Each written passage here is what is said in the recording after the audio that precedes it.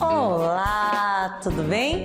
Aqui é a professora Franciele Mendes, professora de redação, e nós vamos começar uma jornada em busca do conhecimento. Vamos juntos, durante algumas aulas, estudar redação.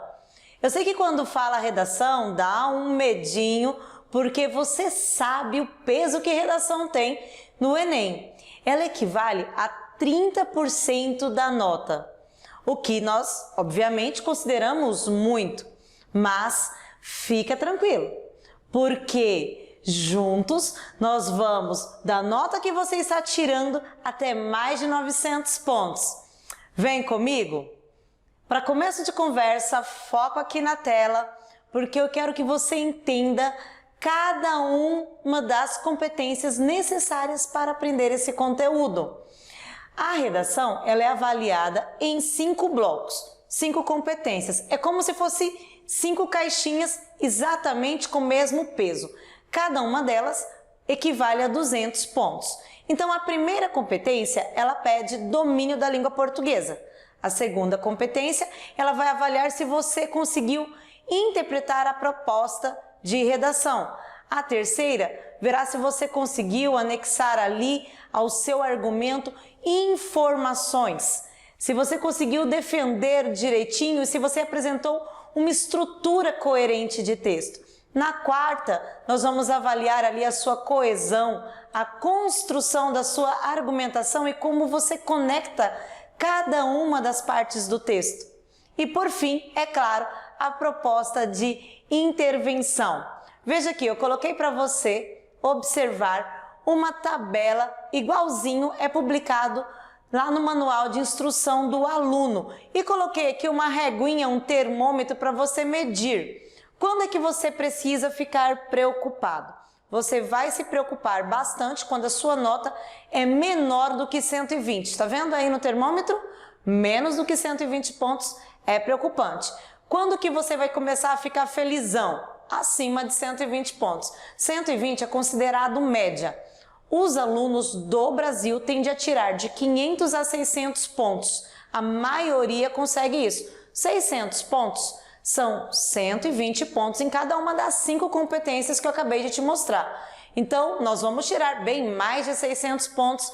Então, nós vamos em busca da reguinha aqui, ó, no item verde, que é de 160 a 200 pontos.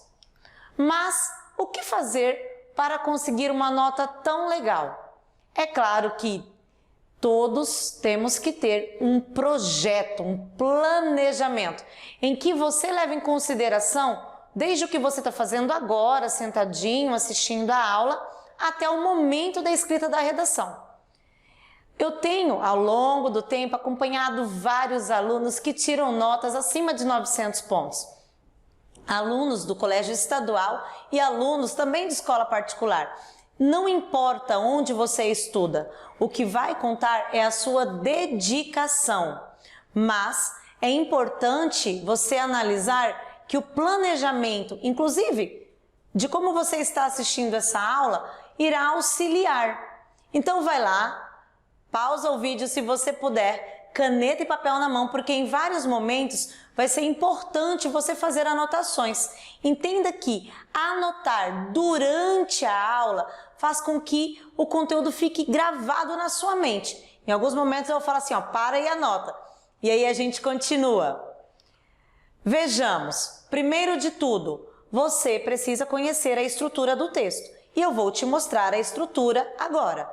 Logo depois, você precisa parar e estudar profundamente cada competência. E nós vamos conhecê-la durante a aula. Veja bem, nota alta não é sinônimo de perfeição, mas é sinônimo de fazer corretamente. Há alunos que ficam buscando uma perfeição e acabam travando e nem conseguindo escrever. Então eu vou te mostrar como é que se escreve corretamente e você vai seguir com tranquilidade e vai dar certo.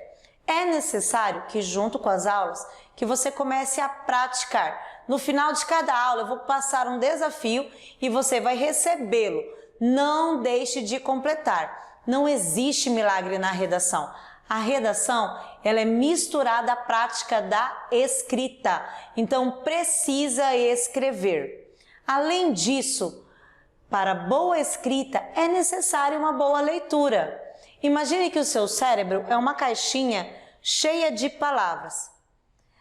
As redações que têm boas notas, elas têm boas palavras, palavras escritas corretamente. Então eu preciso que você abra a caixinha, o seu cérebro e se alimente lendo livros, matérias, jornais, revistas, inclusive revistas digitais.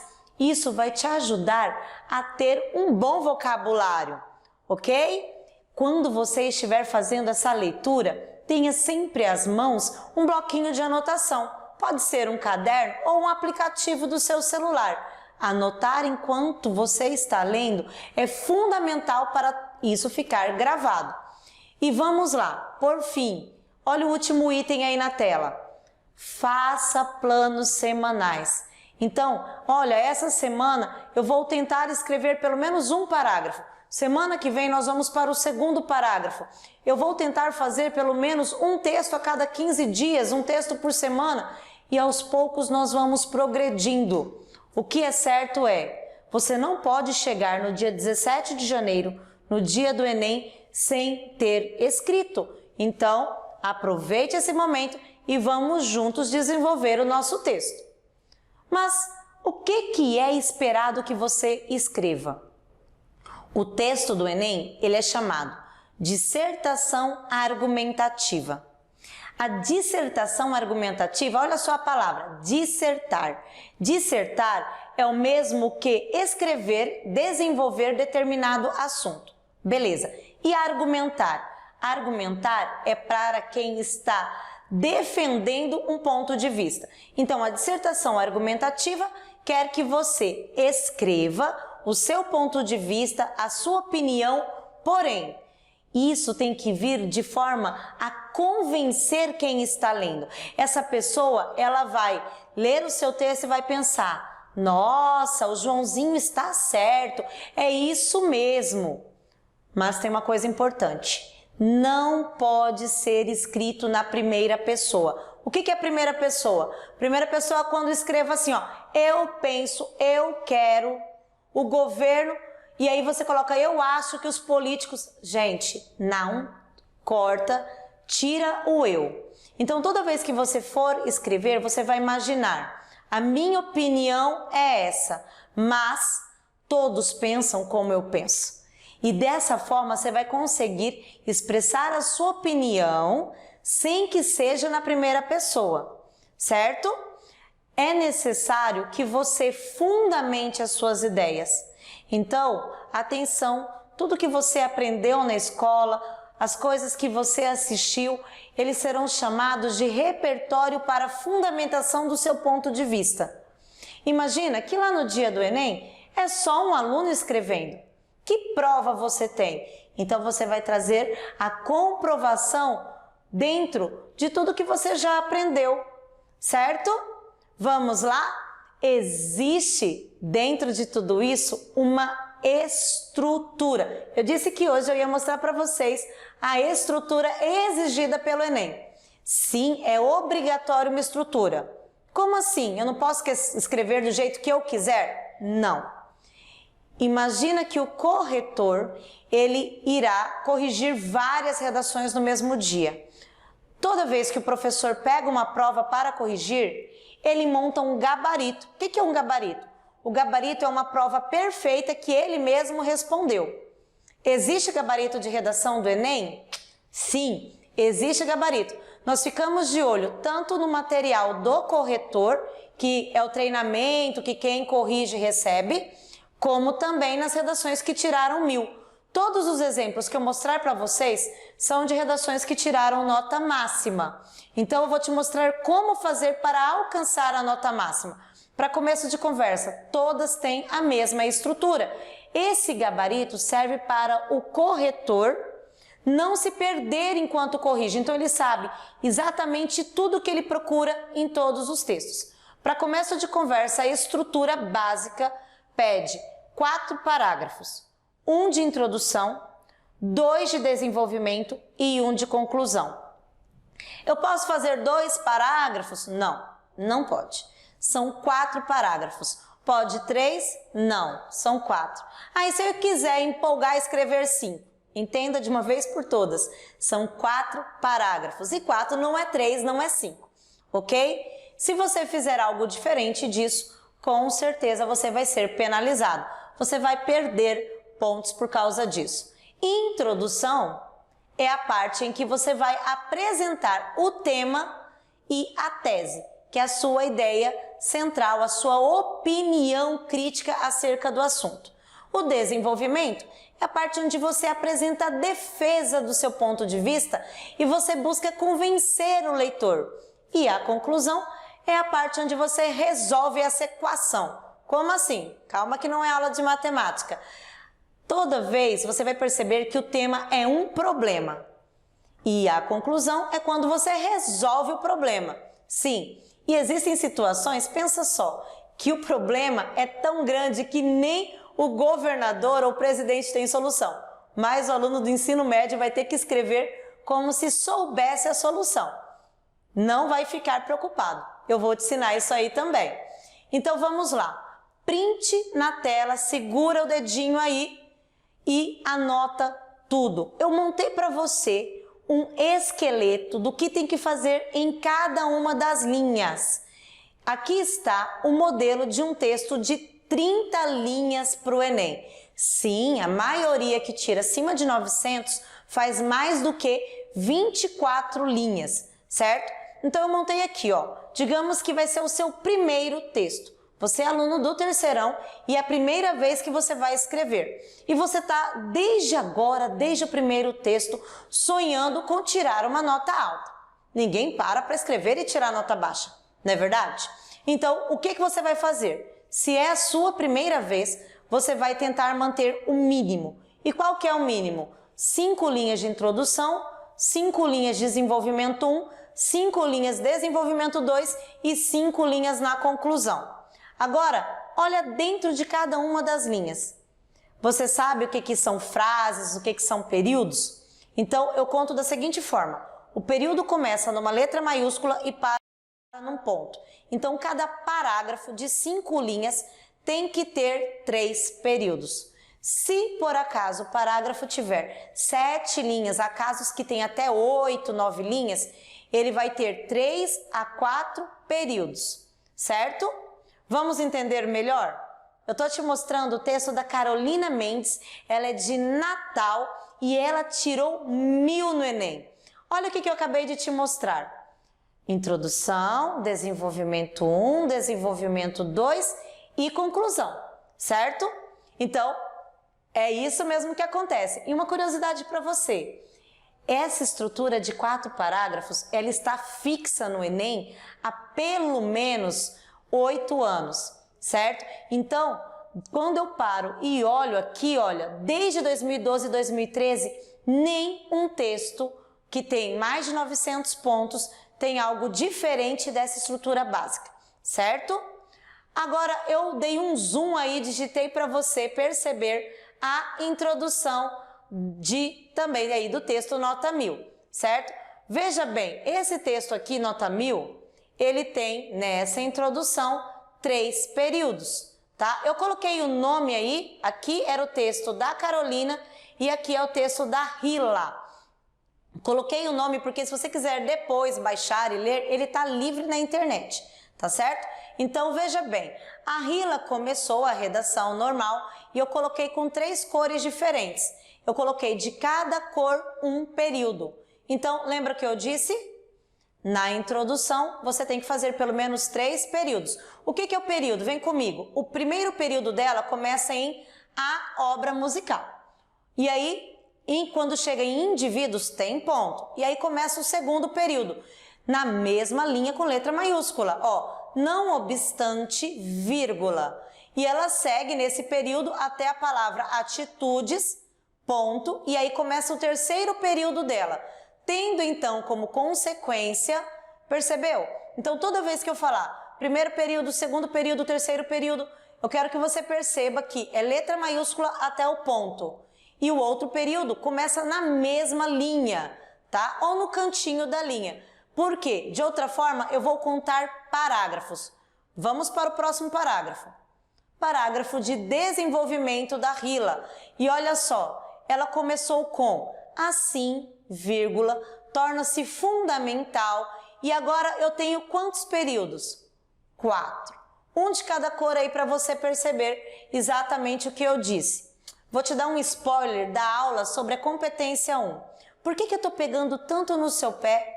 Para você fazer 3 a 4 períodos. Existe uma regra que diz que se o aluno escrever o parágrafo em um único período, se ele começar o parágrafo lá todo empolgado, letra maiúscula, e colocar só ponto no final do parágrafo, não dividir em períodos, a nota máxima dele da competência 1 é 80 pontos. Então, não deixa isso acontecer, beleza? Olha aqui o segundo período da Rila e eu tenho novamente 4 períodos. Vamos ver a conclusão dela? Fui para a conclusão e eu tenho de novo 4 períodos. O que eu precisava que você entendesse aqui? 4 parágrafos, cada parágrafo com no mínimo 3 períodos. Então, quando você começar a escrever, você vai prestar atenção. Está na hora de colocar ponto e depois começar com letra maiúscula. Eu vou explicar ainda melhor sobre como a gente divide período na aula da competência 1. Hoje é só a aula da macroestrutura. Então, para e anota o que você acabou de aprender nessa aula. O que é fundamental? O seu texto vai ser dividido em 4 períodos. Logo na introdução, você vai apresentar o tema da redação. Ah, e se eu colocar no segundo parágrafo? Não, de jeito nenhum. Tem que ser logo na introdução que você apresenta o tema e a tese, certo? No desenvolvimento 1, você defende a sua primeira tese. E no desenvolvimento 2, você defende a sua segunda tese. Você vai ali, é claro, fazer citações e tudo mais. Falei citações, né? Então, aguenta que eu trouxe uma surpresa para você. Depois, na conclusão, você vai fazer o quê? Resolver o problema. Então, você veio discutindo, lembra no ano passado? A democratização do acesso ao cinema no Brasil. Então, qual que era o problema? Nem todos têm acesso ao cinema. O que eu precisava fazer? Na solução, encontrar métodos para que todos tivessem acesso ao cinema. Então, a partir de agora, toda vez que eu falar um tema, a gente vai pensar nele como um problema e depois eu vou sugerir soluções que virão sempre no último parágrafo. Alguns alunos me perguntam, Fran, eu posso apresentar a solução, resolver o meu problema no terceiro parágrafo ou no segundo parágrafo? Não. O corretor gosta de organização. Ele vai parar e vai procurar a solução no último parágrafo. Tem um espaço especial para isso e nós vamos aprender. Agora, muitos questionam, como eu começo a organizar as ideias do meu texto? Como eu começo o meu texto? Primeira coisa, você vai olhar o tema e vai fazer algumas perguntas. A primeira e maior pergunta é, eu olho para o tema e questiono, isso é um problema? Como que isso é um problema? Percebe? E aí você vai começar a questionar, quais problemas existem dentro desse assunto? Quem sofre com esse tipo de problema? Vamos pensar no tema do ano passado, a democratização do acesso ao cinema no Brasil. Por que democratizar é um problema? Gente, é claro que democratizar é bom. Democratizar é tornar popular, é todo mundo ter acesso. Isso é democratizar. Então, o problema é não democratizar. Por que as pessoas não irem ao cinema é um problema? Ah, o cinema é um lugar de lazer, é um lugar de conhecimento, é um lugar de arte. Então, quando parte da sociedade tem acesso e parte não tem acesso, eu tenho um problema. Por quê? Porque por vivermos em um Estado democrático, todos deveriam ter exatamente o mesmo acesso. Entendeu o problema? E agora, como é que eu resolvo isso? Aí você vai questionar. Por que as pessoas não vão ao cinema? Olha aqui, ó. Ah, elas não vão por causa do preço do ingresso. Ah, porque custa caro. Aí outro diz, ah, elas não vão porque cinema é luxo. Mas é luxo mesmo? Se tivesse dinheiro, iria? Ah, eu iria. Então não é luxo. Arte é necessidade. E aí você vai dizer, então meu primeiro problema é o preço do ingresso. Cinema deveria estar ao alcance de todos. Para todos. Ah, vamos criar uma bolsa cinema. Ótimo, você já acabou de encontrar uma possível solução. Democratizar para que todos tenham acesso. E você também pode falar da importância da arte. Tá vendo? A gente está aqui conversando tranquilamente e já encontramos o problema e parte da solução. Agora, escreve aí, quem poderá resolver o problema? Quando você começa em quem poderá resolver, você começa a encontrar a solução que vai estar no último parágrafo. Para e agora pensa, eu já li algo sobre isso? Já assisti algo sobre isso? A professora ou o professor na aula de história, de filosofia, de sociologia, de geografia, já falou alguma coisa sobre esse assunto? Começa a fazer anotações. Dessas anotações, você vai encontrar o seu repertório, que vai servir de base para a sua defesa. Então, anota essas perguntas que elas vão te direcionar na construção do seu texto, certo? O que é importante? Ler jornal. Ah, você não compra jornal? Sim, mas nós temos excelentes páginas de jornal gratuito digital, como o UOL, Estadão, Folha de São Paulo, certo? G1. Começa a seguir essas páginas. Você tem rede social? Começa a seguir a página do Senado. Lá, sempre eles publicam leis e ideias que podem solucionar os problemas do Brasil, ok? Siga também a página da SEDUC aqui do Mato Grosso. Sempre tem excelentes informações sobre educação que podem constar na sua redação. Siga a página do INEP e a página do MEC. Vão te ajudar a estar por dentro do que a galera da educação está pensando. Por quê? Aí quando você estiver mexendo aleatoriamente nas suas redes sociais, de repente vai aparecer uma notícia que você vai ler e que você pode aproveitar na sua redação.